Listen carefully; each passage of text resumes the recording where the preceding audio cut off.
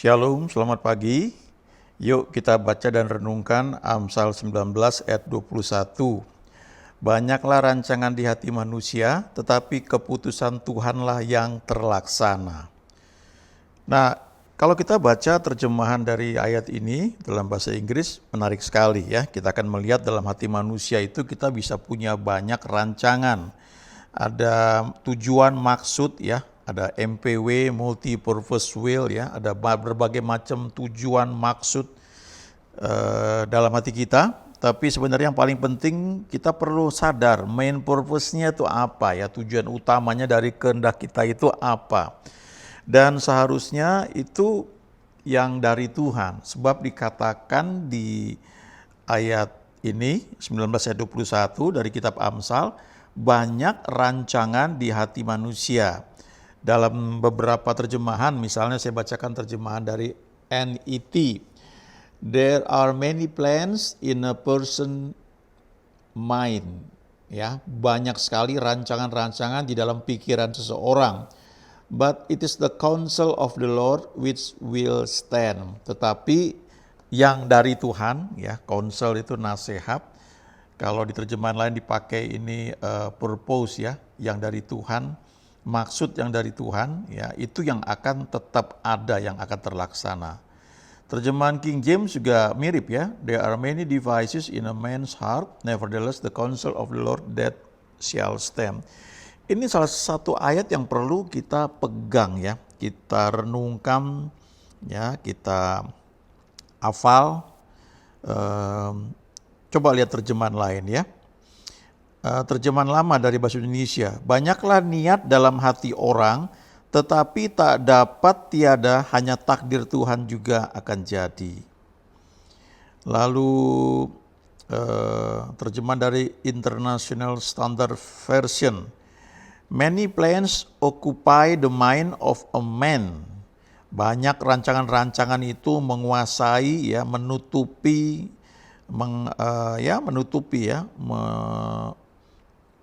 membelenggu ya pikiran seseorang. But the Lord's purposes, ya ini dia, tujuan-tujuan Tuhan, maksud-maksud tujuan itu will prevail. Jadi kita memang perlu belajar untuk mencari kehendak Tuhan ya, yang sempurna. Ada lagi terjemahan dalam Indonesia sehari-hari. Manusia mempunyai banyak rencana, tetapi hanya keputusan Tuhan yang terlaksana. Lalu terjemahan Indonesian Modern Bible. Di dalam hati manusia terdapat banyak rancangan, tetapi keputusan Yahweh saja yang akan terlaksana. Terjemahan isi Inggris, ini termasuk yang saya suka renungkan juga ya. A man may have lots of ideas ya. Seseorang mungkin bisa punya banyak ide, bahkan mungkin good idea ya. But the Lord will do what he wants to do. Tetapi Tuhan akan melakukan apa yang dia inginkan. Lalu Basic Bible English ya. A man's heart may be full of designs. Hati seseorang itu bisa aja penuh dengan berbagai rancangan, berbagai desain, but the purpose of the Lord is unchanging. Ya. Tetapi tujuan Tuhan itu tidak berubah. Nah, jadi kalau kita lihat dalam hati manusia ini ada banyak sekali ya multi purpose will ya, keinginan dengan berbagai macam tujuan ya. Kita ingin sesuatu misalnya ya, tujuannya apa? Itu bisa macam-macam ya. Tapi sebenarnya kita perlu belajar untuk mencari ya, kalau secara umum itu mainnya apa ya, yang paling utama itu apa, main purpose will-nya itu apa ya. Dan itu yang akan membuat kita bisa fokus ya, yang utamanya itu apa. Kadang-kadang kalau misalnya kita ingin merubah satu habit ya, ada banyak buku yang mengajarkan bagaimana membentuk habit. Coba fokus pada satu habit aja yang kita lihat perlu kita ubah. Ya. Misalnya ada satu orang wanita yang dia frustasi sekali karena keluarganya berantakan ya, pernikahannya hancur, kemudian dia mabuk-mabukan ya, dia nggak punya pekerjaan ya. Kemudian satu ketika dia putuskan dia mau liburan ya ke Mesir kalau nggak salah ya. Lalu dengan uang tabungan itu dia pergi ke sana, dan waktu dia pergi ke sana tiba-tiba dia berpikir, hidup saya ini saya yang mutuskan. Kalau saya mau lihat ke belakang, saya nggak akan pernah maju, nggak bisa move on, ya. Jadi dia putuskan dia mau berubah, lalu dia punya kerinduan, dia ingin tahun depan itu dia bisa ikut perjalanan di gurun pasir, ya. Dan untuk itu dia perlu persiapan. Nah, karena dia perlu persiapan, dia mulai fokus satu hal. Dia mulai belajar untuk olahraga, karena dia mau menyiapkan fisik dia. Nah, waktu dia mulai fokus untuk olahraga, itu yang utama, lalu mulai berubah yang lain. Dia berhenti merokok, hidupnya mulai terfokus, punya satu tujuan, sehingga akhirnya memang tahun depannya dia bisa pergi ya untuk safari di gurun yang dia inginkan itu ya. Tapi tidak hanya itu, hidupnya berubah. Dia menjadi wanita yang berubah, penuh sukacita, badannya mulai bagus ya, tadinya makan sembarangan, gak terkontrol karena frustasi, lalu dia mulai sehat dan dia enjoy dalam pekerjaannya. Dia akhirnya mengalami ini ya, yang dibilang do what you love, love what you do. Ya. Lakukan apa yang Anda sukai atau Anda cintai, dan cintai atau sukai ya, nikmati apa yang Anda lakukan itu. Memang nggak selalu mudah ya, karena dalam hati manusia itu seperti tadi saya tunjukkan ya, many purposes will ya, multi-purpose will. Banyak sekali kita punya keinginan kecampur aduk dan kita punya tujuan juga kecampur aduk. Kalau ingat perumpamaan tentang seorang penabur, Tuhan Yesus berkata ada seorang penabur yang pergi menabur. Sebagian benih yang ditabur jatuh di pinggir jalan, dimakan burung, langsung mati, hilang. Sebagian jatuh di tanah yang berbatu-batu. Nah, lalu tumbuh sebentar, tapi ketika kena panas karena nggak berakar dia mati. Nah, sebagian jatuh di tengah semak duri. Nah, ketika semak duri ini bertumbuh, benih ini tumbuh, akhirnya nggak bisa menghasilkan buah yang matang karena dihimpit oleh semak duri. Tetapi yang jatuh di tanah yang baik, tanah yang subur itu, dia bisa berbuah 30, 60, 100 kali lipat. Nah, yang menarik adalah ketika Tuhan Yesus memberikan penjelasan tentang benih yang jatuh di tengah semak duri.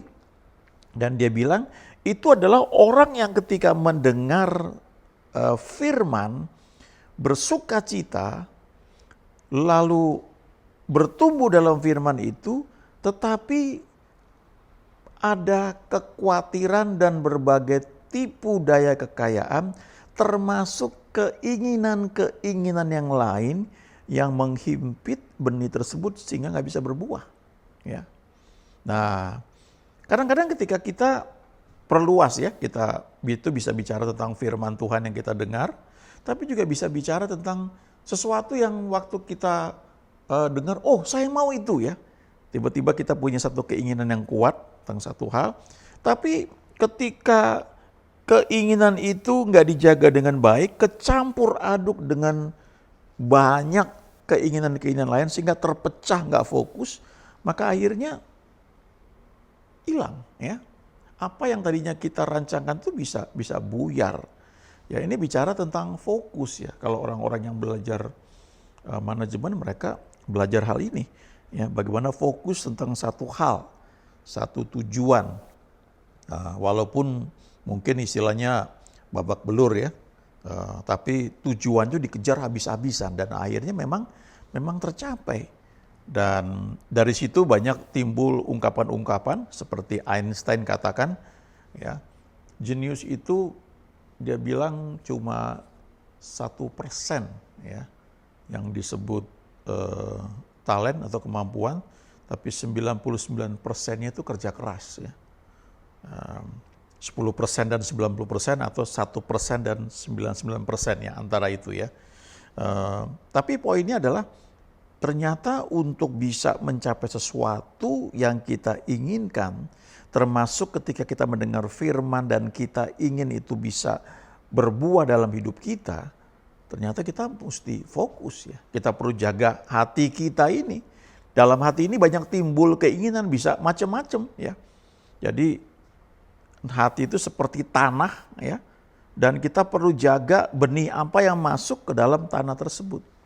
Kalau enggak ya, yang tadi saya tunjukkan multi-purpose will ya, atau many purposes will ya, banyak sekali ya rancangan tujuan di hati kita, kehendak kita campur aduk, tetapi kita sukar untuk melihat yang mana yang dari Tuhan atau yang utama tuh yang mana, main purpose will ya. Kita perlu ketemu itu ya. Sesuatu yang memang Tuhan kerja dalam hidup kita lewat keinginan, tapi itu ada tujuan utama ya, main purpose ya.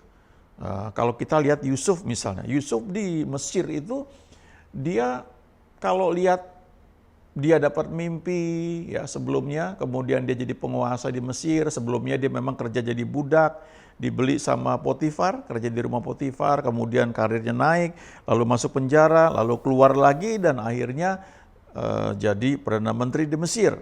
Nah kalau kita lihat, wah dia menjadi orang yang sukses, yang berhasil, ya luar biasa, diberkati ya. Tapi main purpose-nya itu ternyata baru dinyatakan di kitab Kejadian ya, di pasal 50 ya, ketika Yakub sudah meninggal, kemudian abang-abangnya Yusuf ketakutan ketemu Yusuf karena mereka berpikir Yusuf sekarang akan balas dendam karena dulu sudah dijual sama abang-abangnya, tapi Yusuf menghibur hati abang-abangnya.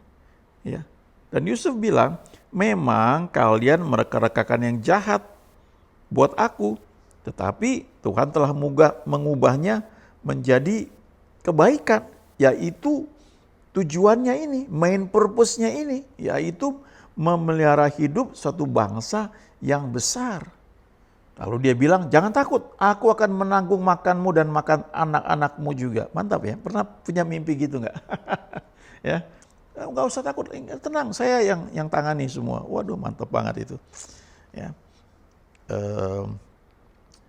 kalau kita bisa punya mimpi seperti itu ya, dimanapun kita menjadi orang yang mau menjadi saluran berkat. Oke, saya aja ya. Nah, kita percaya kalau kita menjadi saluran berkat, berkat itu nggak pernah habis ya.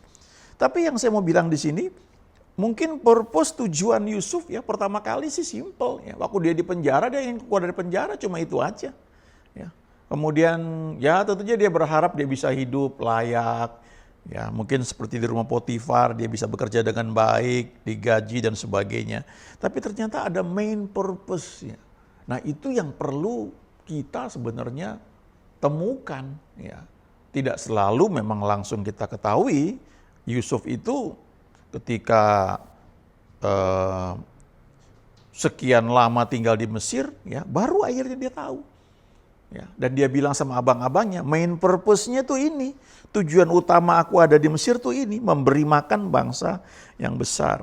Nah, Paulus juga bilang hal yang sama ya di Filipi 2 ayat 13 ya. Allah yang mengerjakan di dalam kamu baik kemauan ya atau will, keinginan ya, dan pekerjaan menurut kerelaan ya.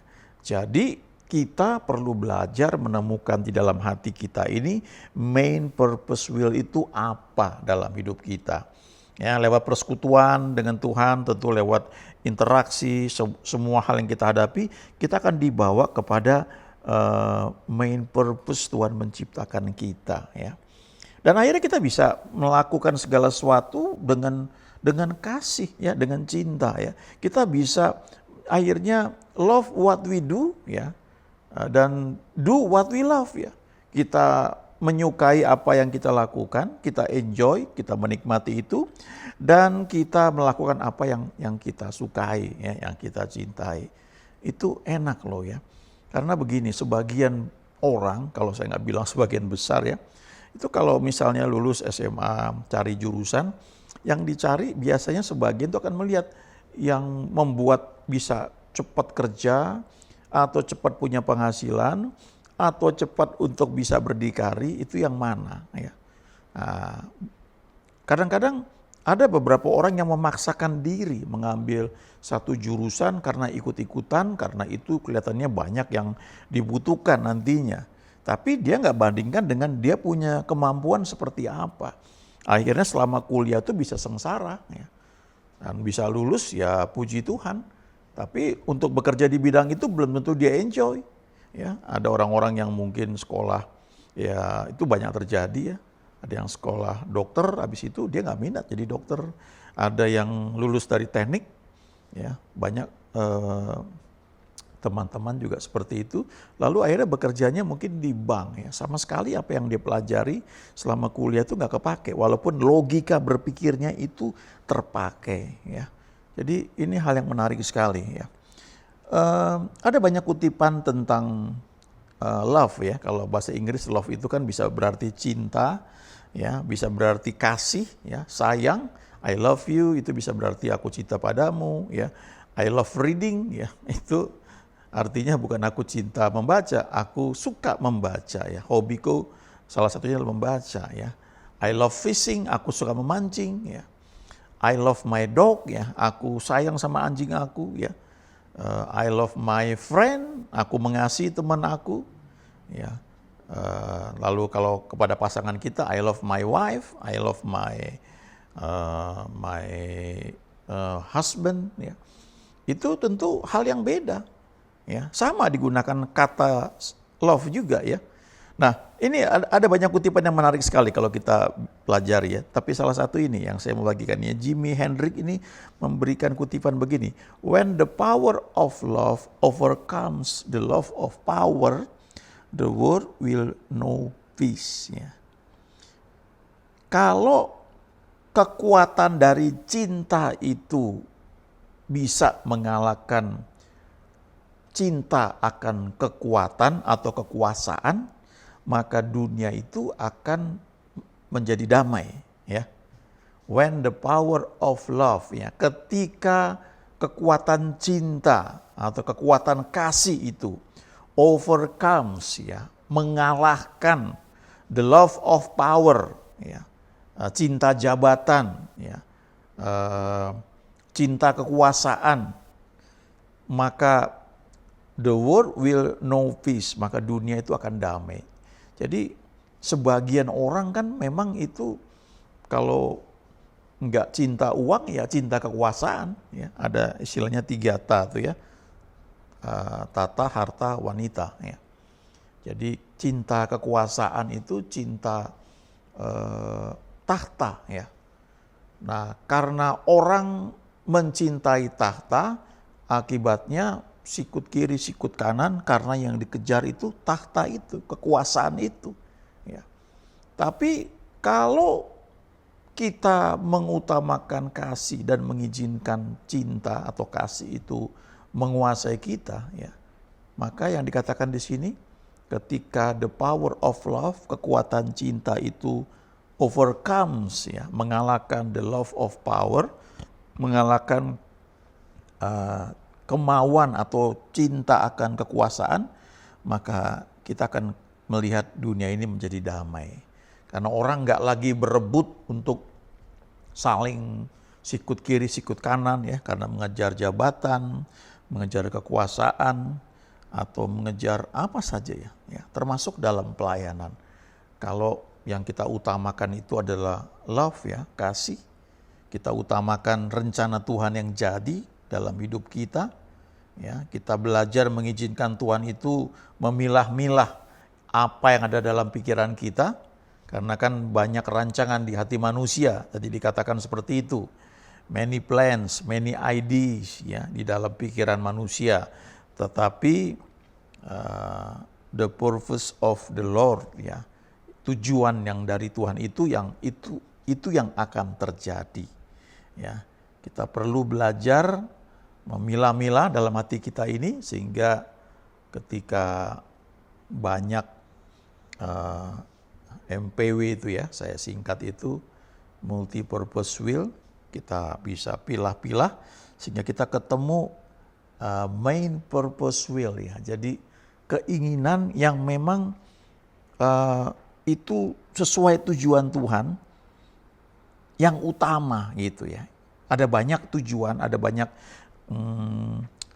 seperti Yusuf yang saya cerita tadi ya. Dia jadi Perdana Menteri, tujuan utamanya yang belakangan dia baru sadari adalah memelihara bangsa yang besar. Bukan sekedar dia punya gaji besar, dia hidup enak, kemudian dia nikmati segalanya, tapi lebih dari itu ternyata ada satu tujuan besar yang Tuhan siapkan bagi dia. Nah, biar kita belajar juga untuk ya, ketemu ya main purpose will kita yang Tuhan rancangkan buat kita itu apa, sehingga kita menikmati senantiasa hidup dalam anugerah-Nya. Amin.